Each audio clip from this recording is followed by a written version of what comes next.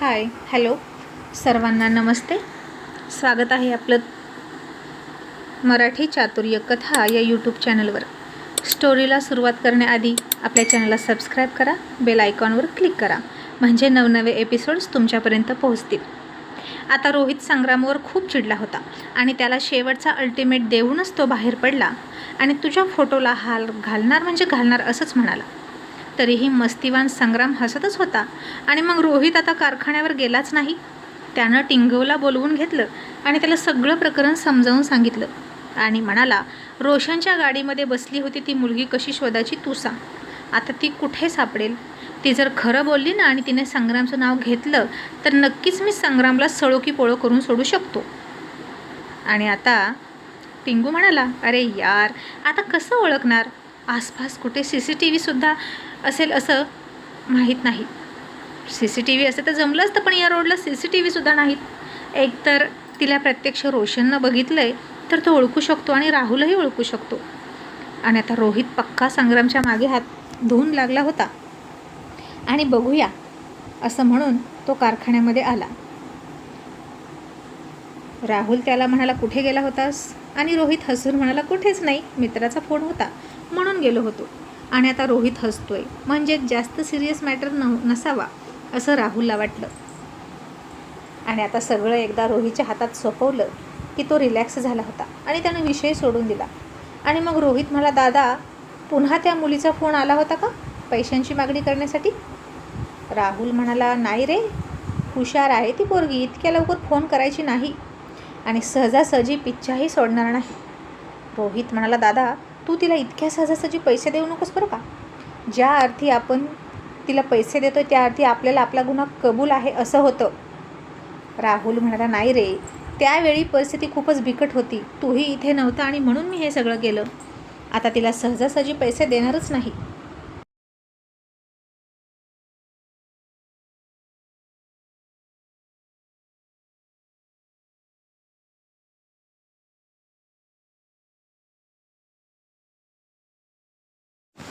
आणि राणी म्हणाली, मी काय म्हणते दादा, पुन्हा जर तिने पैसे मागितले ना तर मी पैसे घेऊन जाते आणि ती किती पाण्यात आहे आणि किती पाण्याच्या वर आहे हे बघूया आपण. आणि राहुल म्हणाला, ओके, तसंच करू. आणि तुझं इलेक्शन काय म्हणते. रोहित, तिकडेही लक्ष असू दे.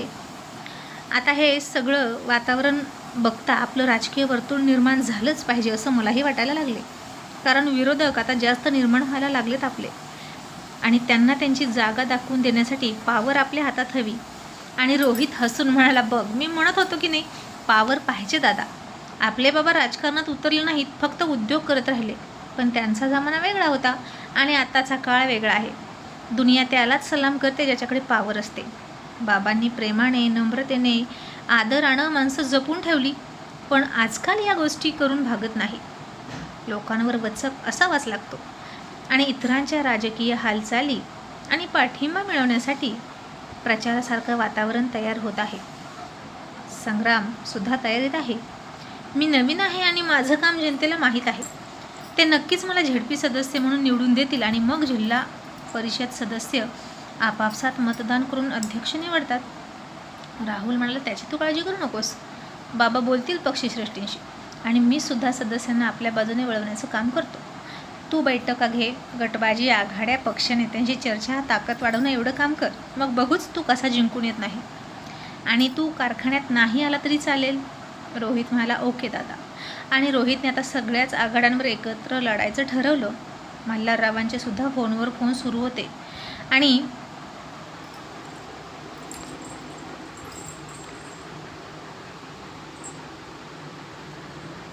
मग मल्हाररावांचे फोनवर फोन सुरू होते. वरच्या लेवलवर ते बोलत होते आणि सगळे ZP सदस्य निवडून आल्यावर आपल्या बाजूने मतदान कसं करतील हे ते बघत होते. पण ZP अध्यक्ष बनण्याआधी ZP सदस्य होणं गरजेचं होतं आणि तीच निवडणूक सुरू होती. मग दुसऱ्या दिवशी कॉलेजमध्ये रोहित गेला. बाकी सगळी दुनियादारी होईल, पण कॉलेज मात्र तो सोडत नव्हता. आणि मधल्या ब्रेकमध्ये मेघनानं बघितलं, त्या कपाटाची चावी त्या शिपायाकडेच होती. खूप चाव्यांचा बंच होता त्याच्या कमरेला आणि आता नेमकी कोणती चावी आहे त्यातली त्या कपाटाची हे तिला कळत नव्हतं. आणि जर तिने सरळ विचारलं तर ते संशयास्पद ठरणार होतं. म्हणून ती फक्त निरीक्षण करत होती. आणि अचानक रोहित तिथं आला आणि प्रॅक्टिकलचे पेपर शिपायाच्या हातात देत म्हणाला, हे पेपर्स कस्टडीच्या कपाटात ठेवा. आणि शिपायानं ते ठेवले. आणि ती चावी मेघनानं बघितली, तिच्यावरचा नंबर बघितला.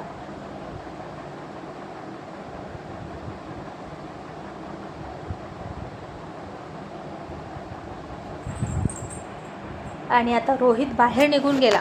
आणि मेघना शिपायाला म्हणाली, किती गरम व्हायला लागले ना हल्ली. तुम्ही एक काम करा ना, हे घ्या पैसे आणि बाहेरून कोल्ड्रिंक मागवा अख्ख्या स्टाफसाठी माझ्याकडून, आणि पटकन जा. आणि तो शिपाई म्हणाला, आत्ता जातो, या एवढ्या चाव्या ठेवतो. आणि मेघना म्हणाली, अहो कोण खाणार आहे या चाव्यांना, ठेवा इथे. आणि आता तो शिपाईसुद्धा लगेच गेला. तिथेच टेबलवर चाव्यांचा बंच ठेवून. तिथं कोणीच नव्हतं. आणि मेघनानं पटकन साबण काढला, त्यावर चावीचा छाप घेतला आणि चाव्या होत्या तशा ठेवल्या. मग शिपाई कोल्ड्रिंक घेऊन आला, त्याला चाव्याही ठेवल्या त्यानं आणि सगळ्यांना कोल्ड्रिंक दिली. आणि रोहित म्हणाला, कोल्ड्रिंक कोणी मागवली आणि कशासाठी? मेघना म्हणाली, सूर्यवंशी सर, मीच मागवली. गरम होतंय म्हणून मागवली, पण माझा वाढदिवस आहे असं समजून प्या. असं म्हणून ती हसली. आणि रोहित काहीच उत्तर न देता गुपचूप कोल्ड्रिंक प्यायला लागला. आणि मेघनानं कॉलेज सुटल्यावर तो साबण संग्रामकडे सोपवला आणि म्हणाली, याची चावी बनवा आणि पेपर लीक करा. जर कोणाला कळलं नाही तर उत्तमच, आणि जर कळलंच तर आपण सगळा आरोप रोहितवर ढकलू शकतो. आणि संग्राम म्हणाला, ठीक आहे. मग आता असेच 1-2 दिवस निघून गेले. रोहितचा प्रचार जोरदार सुरू होता. गल्ली गल्लीतून रिक्षाने त्याचा प्रचार सुरू होता. तो सुद्धा प्रचारसभा घ्यायचा, बैठका घ्यायचा, रात्री खूप उशिरापर्यंत घरी येत नव्हता. आणि राणीचाही अभ्यास सुरू होता. त्यामुळे दोघेही खूप बिझी होते आपल्या आपल्या कामात.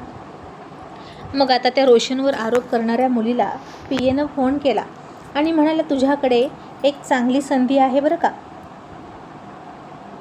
सूर्यवंशींकडून पैसे उकळण्याची.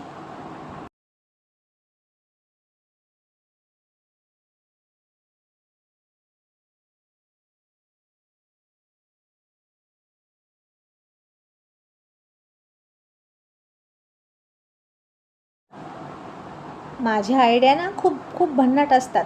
आणि ती मुलगी म्हणाली, म्हणजे नक्कीच तुम्हाला त्या पैशातून काहीतरी हिस्सा हवा आहे. तो पीए हसून म्हणाला, तो तर मला हवा आहेच, कारण खूप डोकं लावावं लागतं, समजलं का. मोठे मासे गळाला लावणं सोपं नसतं. तुला रोशनच्या गाडीत बसवणं, राहुलच्या ऑफिसवर पाठवणं ही सुद्धा माझीच आयडिया आहे. त्या संग्रामला कुठं काय येतं, रेड्याचा मेंदू आहे त्याचा. नुसता धडका घेतो बिनकामाच्या आणि स्वतःला जखम करून रक्तबंबाळ होतो. मधला सूर्यवंशी इलेक्शनमध्ये उतरलाय झेडपीचा अध्यक्ष होण्याची स्वप्न बघतोय, तर अशा वेळी त्याला ब्लॅकमेल केलं तर फार उत्तम, तुला लगेच पैसे मिळतील. आणि ती मुलगी लगेच खुश होऊन म्हणाली, चालेल की. मग तो पीए तिला म्हणाला, तू जितके पण पैसे मागतेस ना तेवढे माग, पण त्यामध्ये माझे सुद्धा पैसे ॲड करून माग, डबल करून माग रक्कम. आणि ती म्हणाली, ओके. आणि आज नेमकं राहुलला त्या मुलीचा फोन आलाच आणि ती म्हणाली, आता मला 4 लाख रुपये हवेत. राहुल म्हणाला, पण त्या दिवशी तर तू 2 लाख रुपयाची मागणी केली होती आणि आता आज 4 लाख मागतेस का. ती मुलगी म्हणाली, हसली आणि म्हणाली, कारण आता तुमचा मधला भाऊ इलेक्शनमध्ये उतरला आहे ना, मग त्यानं इलेक्शन जिंकल्यावर तो किती मालामाल होणार आहे हे तुम्हाला सांगायला नको. म्हणून आता मी जर मीडियामध्ये जावं असं तुम्हाला वाटत नसेल तर तुम्ही मला मी मागितली तेवढी रक्कम द्या. नाहीतर काय होईल माहीत आहे का, मी पोलिसात जाणार, मीडियामध्ये जाणार आणि इलेक्शन होईपर्यंत हे प्रकरण मी मिटू देणार नाही. तुमचाही फायदा होणार नाही आणि माझाही.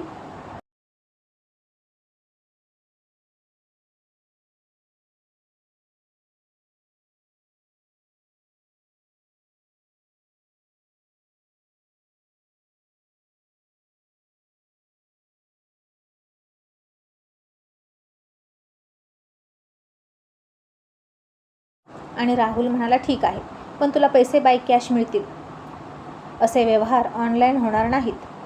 ती म्हणाली, चालेल, माझी हरकत नाही. आणि फोन ठेवला. तसा राहुलनं लगेच रोहितला फोन केला आणि म्हणाला, अरे तिने 4 लाख रुपये मागितले आहेत रोहित, आणि तुझ्या विरोधात प्रचार करण्याची धमकी देते. रोहित म्हणाला, ठीक आहे, तिला तिचे पैसे घेऊन मी राणीला घेऊन जातो, म्हणजे कसं आपल्यासोबतही कोणतरी महिला असावी. ती व्हिक्टीम कार्ड खेळते का, मग आता तिचेच दात तिच्याच घशात घालू. दादा तिला उद्याची वेळ दे, कॉलेजनंतरची. आणि राहुल म्हणाला ओके. मग रोहितनं राणीला समजावून सांगितलं घरी आल्यानंतर आपल्याला तिकडे जायचं आहे. तू काही नाही केलं तरी चालेल, मी सगळं बघतो, फक्त तू सोबत हवी. राणी हसली आणि म्हणाली काय झालं सर, तुम्ही घाबरताय का, तेही एका मुलीला. रोहित म्हणाला घाबरत नाही मी अजिबात कुणालाच, पण तुम्ही मुलींना खूप विचित्र असता, त्यात सगळे कायदे तुमच्याच बाजूने, म्हणून भीती वाटते. आणि तू येणार आहेस की नाही ते बोल. आणि राणी म्हणाली येणार ना, का नाही येणार. सत्यवानाच्या संरक्षणासाठी सावित्री धावली तशी मी माझ्या सत्यवानाच्या संरक्षणासाठी त्याच्यासोबत जाणार. आणि संरक्षण कोणापासून, तर एका मुलीपासून, असं म्हणून राणी हसत होती. सर तुम्ही मुलींना घाबरता, आय कांट बिलीव्ह, असं म्हणत होती. आणि तिला हसताना बघून त्याला जरा रागच आला. त्यानं तिच्या खाडकन कानाखाली देण्यासाठी हात उगारला. तशी राणी घाबरली आणि गाल पकडून चेहरा झाकून बसली आणि सॉरी सॉरी म्हणाली. तसं दुसऱ्या क्षणाला रोहित हसला आणि त्यानं तिला काही काळाच्या आतच जवळ ओढली. तिच्या घाबरलेल्या डोळ्यात त्याची धारदार नजर मिसळली आणि तिला बेडवर फेकली.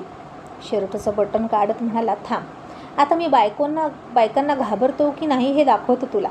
राणी आता घाबरली त्याचा तो नूर बघून आणि थोडीशी मागं सरकायला लागली आणि म्हणाली सर नाही सर, असं करायचं नाही, मी बायको आहे तुमची, सर जवळ येऊ नका. रोहित तिच्याजवळ आणखीन जात म्हणाला का गं, आता तर खूप हसत होती ना, मग हस ना, आता का रडतेस.